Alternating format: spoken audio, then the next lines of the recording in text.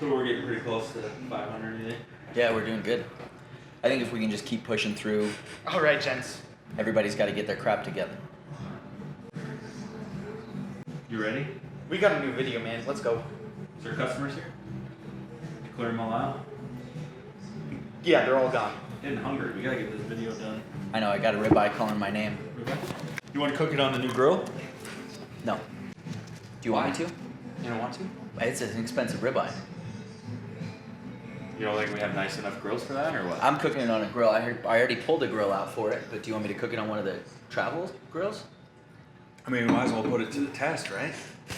Sure. I don't want to wait it all day to eat my lunch though, so let's get this rolling. Benny?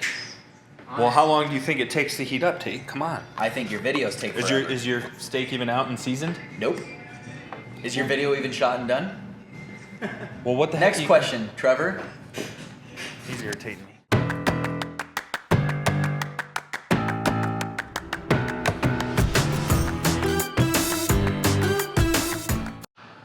What's going on, guys? It's Trevor with Embers. Today we're reviewing the new Weber Traveler series. We thought, because we already have it sitting in the showroom, it's very similar to the Napoleon Travel Q. This is the Travel Q Phantom series.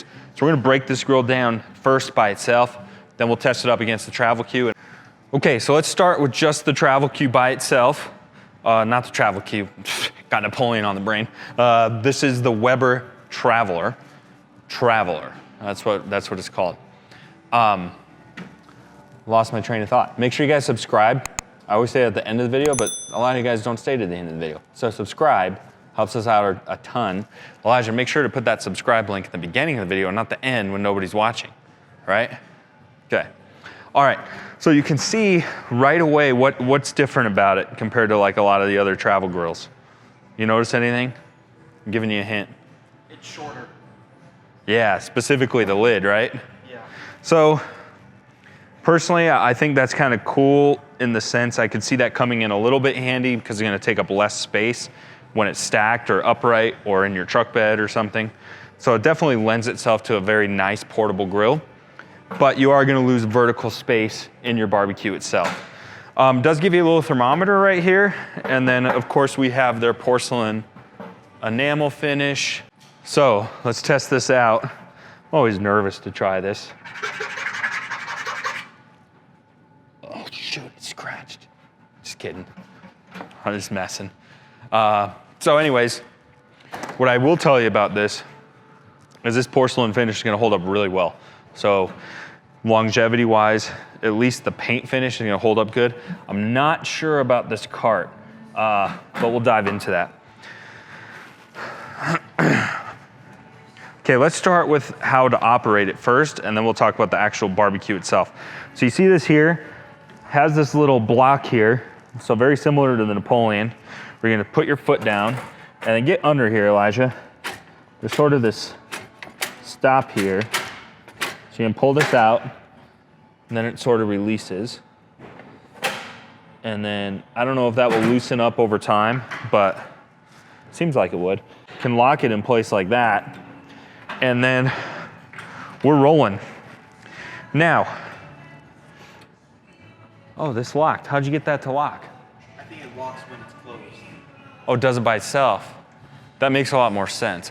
So let's open this up. You're gonna put your foot right here. Let's see how that goes. Okay, see that? That's pretty cool. So it automatically locks the handle. We were trying to figure that out. So when you step on it, see that? Boom. Boom, boom. All right. Release the door latch, press this in. Oh, it relocked. Son of a gun. All right, you gotta keep that out of the way. Last time. And then listen for it to click in. No, maybe it doesn't have to click in. We're learning together. So it uses sort of, see these little hydraulic pieces in the back? I think that's what keeps it from slamming down in case you accidentally, show you again. So that's what that does. That is actually kind of handy because sometimes it can sort of grab and just slam down. So sort of makes it dummy proof there. I like it. Functionality seems pretty good. Wheels are just okay. You know, cart, same thing. It's not the most rock solid piece of equipment ever, but a lot of these travel grills aren't. They're just simply not as robust as $2,000, $3,000 grill because logistically you just can't make that happen. Okay, let's get under the hood a little bit. Get porcelainized cast iron cooking grates. Comes in 2 pieces. It's gonna be solid over here to cover our burners. And let's show you the burner. So we got a single burner, nice oblong shape. Our grease catch is down here. So that's where our grease catch is gonna be. And then we do get tools for our prong hanging hooks for our tools. And then here's our burner and igniter. Does not require any power, of course. And then we hook up our gas here. So you can get an adapter if you wanted to hook it up to a full-size tank. Otherwise, it's gonna take just the simple little butane propane tank, which we'll set that up in a minute. All right, now let's get a side-by-side with the Napoleon. So this is the Napoleon. Right off the bat, the cart sits up higher here, but in general, they're about the same height. Now this is the Pro, which is gonna be more expensive than this guy. If you do like the regular blue, I think it's a blue painted Travel Q, it's pretty close in price. You can see they're obviously very, very similar designed. I would say there's a couple things I like about the Napoleon just right off the bat, just the initial examining them. One thing I do like about the Napoleon is we have 2 separate burners. Now, not that you're gonna be doing a ton of indirect cooking, but it is nice where we have the ability to have no heat here and we can sort of cook indirectly. It does come in handy now and then. So I would say out of the 2, that is definitely the biggest difference is we get 2 burners versus 1. Hands down, that's the biggest performance difference. Outside of that, I think they're gonna perform very, very, very similarly. And the only other advantage I really give the Napoleon is, Elijah, what did you say the warranty is on this Weber? 5 years to 3 years. 5 years to 3 years, depending on the part? Yep. Okay. So same with this. The warranty varies depending on the specific component, but this has a 10-year warranty, so double the warranty. So it has twice as long of a warranty, and it has the ability for 2 different burners for indirect cooking. Those are the 2 biggest differences between these grills. I'll just show you how this is gonna function. See, our lid locks here. And then here, same thing. We're gonna set our foot here, and then we got a little handle level here. So it's gonna go down like this, but see, it doesn't have that hydraulic. So if I let this go, it's just gonna slam. So you have to be careful. And then it kind of locks into place. And then you can wheel it around that way. So, functionality, I think, is pretty close. So let's summarize this, and then let's get cooking on it, see how hot this thing gets. Very, very similar. Biggest differences between these, single burner versus 2 burner, 5-year warranty versus 10-year warranty. I think, personally, this is just me personally, when it comes to a travel grill, I'm not gonna just overanalyze it to death. I'm not gonna spend hours and hours of research on a travel grill. I'm gonna use it a handful of times a year. Just something fun to throw in the back of the truck. So I'm not gonna overanalyze it. But if you wanted a couple bullet points, there they are. If you're a Weber fanboy and you love Weber, you have a Weber grill, all the Weber accessories, maybe get the Weber. Same thing, if you love Napoleon, you like the dual burner situation, you like the look, then get the Napoleon. I do think they're gonna function very, very similar, but that's my take on the advantages of both of them. So let's get going, let's get cooking on this. Again, you guys gotta subscribe. Let's get cooking, see what happens. All right, so What's up, guys? Trevor. Guys were already cooking their lunch out here earlier, so we got a couple grills set up. Why are we gonna cook on this? What are we trying to demonstrate when it comes to travel grills? Do you find them adequate? That's the question. Is when I'm going up for my hunting trip or when I'm going out fishing for multiple days and all I have is a travel grill, is it adequate to cook a steak?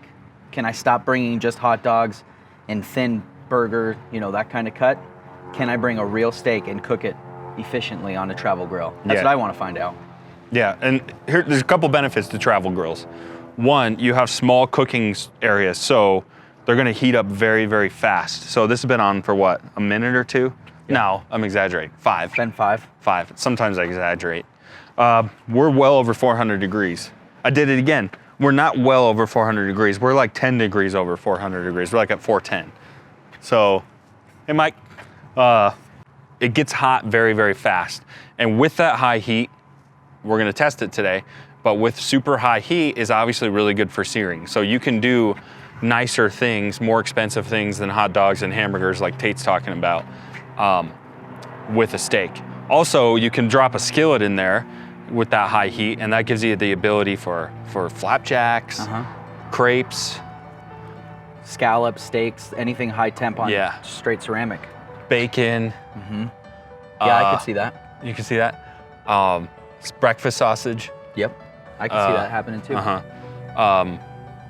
Would you do like pancakes with like some chocolate chips, or chocolate chips too much? That's a real possibility. It's possible. Like a fruit parfait? No, you don't cook those. No, maybe pineapple. Maybe some seared cooked pineapple. Okay. Green chilies. Yep. Coffee. Could you brew your coffee on there in You can a put a pinch? kettle on it, yeah. In a pinch. Boil some water. We're gonna run out of fuel. We're just letting it season. So it's important. This is why when they get hot, it's so nice, because your cast iron can season, you can get your grill preheated, and you're gonna be ready to go, locked and loaded. It's thick, it's seasoned, it's starting to sweat a little bit, it's ready for the grill. All right, so we are at... What I like to do is, the way to test it is just stick your hand on the cast iron grate, and If the grate comes up with your hand, it's hot enough. Yeah, if it sticks to your hand, Do not do that. don't do it. All right, so we're at 510 degrees. What do you think the hottest spot is? Over the these- burners, duh. Yeah, but do you think over the more solid spots? Yeah, the more solid spots, of course. So I just put that baby right there. Since it's so thick, I want it to close. Try and get that middle to cook a little bit, because the outside's gonna cook a lot faster with how thick it is. It's a thick old boy. What do you think of the Gorgeous. wheels on this? They're okay.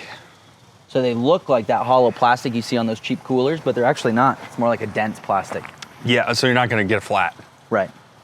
It's You're not gonna be out. bounce around.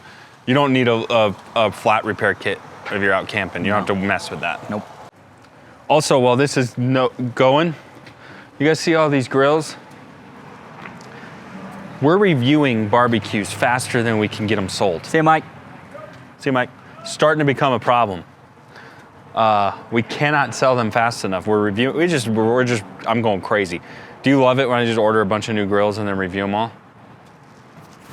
Take No. up all your showroom space? Yeah, takes up everything. Yeah, all right, let's flip this thing. So if you guys want a good deal on a grill, call us. You can get a YouTube model. Okay, not the sear marks I was hoping for, but not the end of the world, right? Nope. Shouldn't have set this knife this close to the grill. It's hot. It's probably the sun. Normally you let this rest, but I'm gonna just try this little baby piece for the folks at home.